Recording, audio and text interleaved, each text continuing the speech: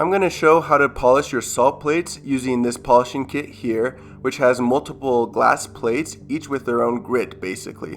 One of them has some sandpaper attached to it, and then the other glass plates get finer as you move down the gradient.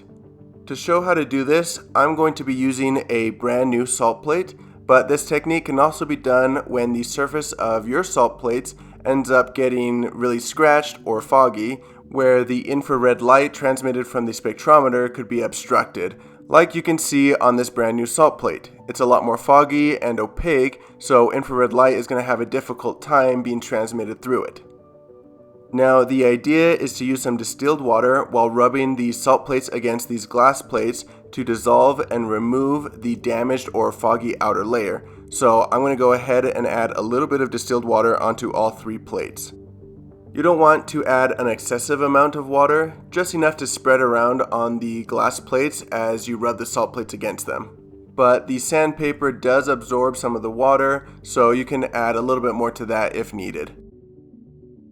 Now, starting at the most coarse plate, the one with the sandpaper on it, you'll take one side of your salt plate and begin rubbing it against the sandpaper in a figure 8 motion for a few seconds.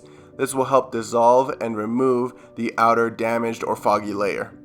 Once you've done that for a few seconds, you can move on to the large plate to the left and do the exact same thing. This plate has a finer grit to help smooth out the outer layer. And finally, you'll finish polishing on the third final plate, which has the finest grit. Once you're done with that side, you'll want to grab a Kim wipe and quickly dry off your salt plate so that the remaining water doesn't continue to dissolve it.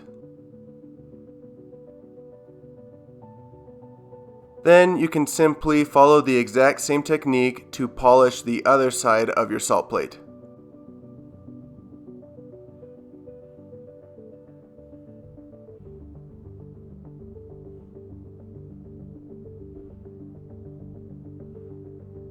Once you're done, you should have a nice and clear salt plate ready for the spectrometer now.